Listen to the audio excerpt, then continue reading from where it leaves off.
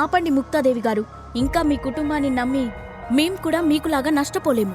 మీకు మాకు సంబంధాలు తెగిపోయాయని చెప్పడానికి మాత్రమే మేమిక్కడికి వచ్చాం. ఇక పైన మీరు చేపట్టే ప్రాజెక్టుకి మేం ఫైనాన్స్ చేయడం లేదు. ఇప్పటివరకు ఫైనాన్స్ చేసిన అమౌంట్ కూడా మాకు రిటర్న్ ఇచ్చేయండి అని డైరెక్ట్గా పాయింట్కి వచ్చాడు సర్వభూషణ్. అలా నోరు తెరుచుకుని చూస్తూ ఉండిపోయారేంటత్తయ్యా, మీరు కూడా అడగండి అని పక్కనున్న కొంతమంది మనుషులతో అన్నాడు త్రివిక్రమరావు. అవును, వాళ్ళు చెప్పింది కూడా నిజమే. మా డబ్బులు కూడా మాకు తిరిగి ఇచ్చేయండి. మీ ఇల్లు అమ్ముకుంటారో ఆస్తులు అమ్ముకుంటారో మాకు అనవసరం. వెంటనే మా డబ్బులు మాకు ఇవ్వకపోతే మేమిక్కడ్నుంచి కదలం అని పక్కనున్న ఒక పెద్దాయన అన్నాడు.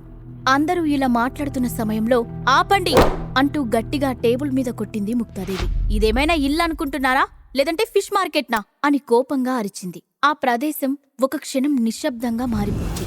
మీరు కోపం తెచ్చుకోవడం వల్ల లాభం లేదు ముక్తాదేవి గారు. పరిస్థితి ఇప్పటికే మీకు అర్థమై ఉంటుంది. మేం ఊరికే అర్థం లేకుండా గొడవ పడటం లేదు. మీ కుటుంబం ఇప్పుడు తీవ్రంగా నష్టపోయింది. మీ కొడుకు చేసిన అప్పుల వల్ల మీరు ఎంతో కాలంగా పరువు ప్రతిష్టలతో నిర్మించుకున్న సామ్రాజ్యం దివాలా తీసే స్థితికి చేరుకుంది అని అన్నాడు త్రివిక్రమరావు. ఆ మాటలు వినగానే ముక్తాదేవి చిన్నగా నిట్టూర్చి, వాళ్ళు అన్న మాటలో కూడా నిజం ఉందని ఆమెకు అర్థమైంది. ఒకసారి తన కొడుకు వైపు చూసింది ముక్తాదేవి. తల్లి చూపులను తట్టుకోలేక మరోసారి తలదించుకున్నాడు విజయేంద్రప్రసాద్. ఆ తర్వాత ఆమె సర్వభూషణ్ ఇంకా త్రివిక్రమ్ వైపు తిరిగి, చూడండి భూషణ్ గారు, మీరు త్రివిక్రమరావు గారు మా కుటుంబానికి ఎంతో సన్నిహితమైన మిత్రులు. ఎంతో కాలంగా మనం సామరస్యంగా వ్యాపారం చేస్తున్నాం. మీకు ఏమాత్రం నష్టం జరగకుండా చూసే బాధ్యత నాది. మా ఫ్యామిలీ తరఫున నేను మీకు మాటిస్తున్నాను. నాకు కొంతకాలం గడువివ్వండి. ఇది చిన్న అమౌంట్ కాదు, కాబట్టి మేం మీకు అవసరమైన డబ్బు సేకరించడానికి కొంత సమయం పడుతుంది అని కొంచెం సౌమ్యంగా చెప్పింది. సరే, మీరు ఇంతగా అడుగుతున్నారు కాబట్టి మేము మీకు 5 రోజులు టైం ఇస్తున్నాం. అప్పటిలోగా నా డబ్బులు నాకు తిరిగి ఇచ్చేయండి, లేదంటే కోర్టుకు వెళ్లాల్సి వస్తుంది అని చెప్పి విసురుగా అక్కడి నుంచి మెయిన్ డోర్ వైపు వెళ్లాడు త్రివిక్రమరావు. ఆ తర్వాత అతనితో పాటు వచ్చిన అందరూ కూడా వెళ్లిపోయారు. వాళ్ళు వెళ్లిన తర్వాత ముక్తాదేవి భారంగా ఊపిరి తీసుకుంది. అంత ఎక్కువ డబ్బు అన్ని తక్కువ రోజుల్లో ఎలా సమకూర్చాలో తెలియక ముక్తాదేవి దిగులు పడింది. ఆమెకు ఈ విషయంలో సాగర్ సహాయం తీసుకునే ఆలోచన కూడా లేదు.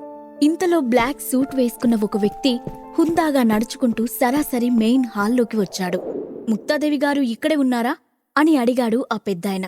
నేనే ముక్తాదేవిని, చెప్పండి అని ఆశ్చర్యంగా అతని వైపు చూస్తూ అడిగింది ముక్తాదేవి. నమస్తే ముక్తాదేవి గారు, నా పేరు బద్రీనారాయణ. నేను సినర్జీ గ్రూప్ ఆఫ్ ఇండస్ట్రీస్ ప్రెసిడెంట్ని అని చాలా మర్యాదగా ఆమెను పలకరించాడు ఆ పెద్దాయన. ఆ మాటలు వినగానే ముక్తా ఫ్యామిలీ మెంబర్స్ అందరూ గుసగుసగా మాట్లాడుకోవడం ప్రారంభించారు. అక్కడున్న అందరికీ సినర్జీ గ్రూప్ గురించి చాలా బాగా తెలుసు. ఇండియాలోనే అతిపెద్ద కంపెనీ ప్రెసిడెంట్ బద్రీనారాయణ గారిని చూడగానే అందరూ ఆశ్చర్యపోయారు. వాళ్ళ ముఖంపైన భావాలు చూసి బద్రీనారాయణ తనలో తాను నవ్వుకున్నాడు. ముక్తాదేవి ఫ్యామిలీ తన ఫ్యామిలీ కన్నా ఎన్నో రెట్లు చిన్నది. సాగర్ తనకి పర్సనల్ గా ఫోన్ చేసి చెప్పకపోయి ఉంటే బద్రీనారాయణ ఇక్కడికి వచ్చేవాడు కాదు. అతను ఎవరో తెలియగానే ముక్తాదేవి కూడా ఆశ్చర్యపోయింది. వెంటనే లేచి నిలబడి ఆయనకు వినయంగా నమస్కారం చేసింది. నమస్తే బద్రీనారాయణ గారు, మీ గురించి నేను టీవీలో చూశాను, న్యూస్ పేపర్స్లో చదివాను. మిమ్మల్ని ఇలా కలవడం నాకు చాలా ఆనందంగా ఉంది. కానీ మీరు ఇంత అకస్మాత్తుగా మా ఇంటికి రావడానికి కారణమేంటి అని కొంచెం భయపడుతూనే అడిగింది ముక్తాదేవి.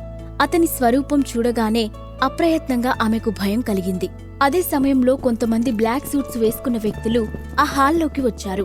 వాళ్లలో ఒక వ్యక్తి చైర్ తీసుకొచ్చి బద్రీనారాయణ కోసం ఆ హాల్లో వేశాడు. కంగారు పడకండి ముక్తాదేవి గారు, నేను మీతో ఒక ప్రాజెక్టు గురించి డిస్కస్ చేయడానికి ఇక్కడికి వచ్చాను అని చాలా క్యాజువల్ గా చెప్పాడు బద్రీనారాయణ.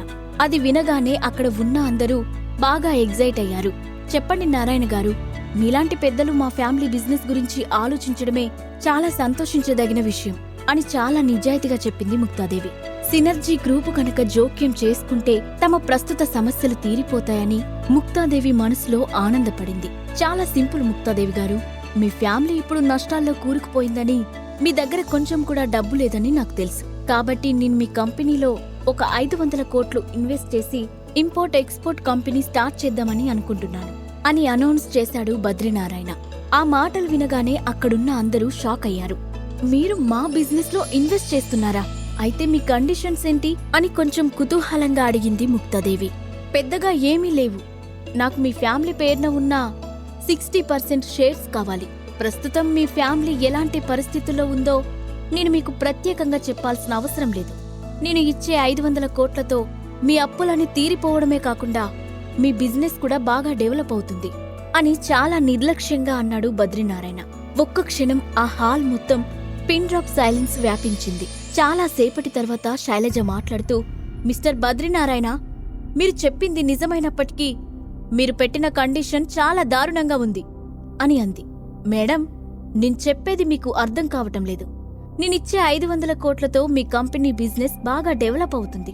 నేను బిజినెస్ చేసే ప్రతి సమయంలోనూ పక్కన వాళ్ళ ఫీలింగ్స్ గురించి ఎక్కువగా ఆలోచిస్తాను. మీకిష్టం లేకపోతే చెప్పండి, ఇప్పుడే వెళ్ళిపోతాను. ఈ సిటీలో నాతో చేతులు కలిపి బిజినెస్ స్టార్ట్ చేయాలనుకునే వాళ్ళు చాలా మంది ఉన్నారు అని సీరియస్గా చెప్పాడు బద్రీనారాయణ. ఆయనకు ఏం సమాధానం చెప్పాలో తెలియక అలాగే చూస్తూ ఉండిపోయింది శైలజ. ఇదిగో చూడండి, నాకు మీకు ఎలాంటి సంబంధం లేదు. నేను మీరనుకునేంత మంచివాడిని కూడా కాదు.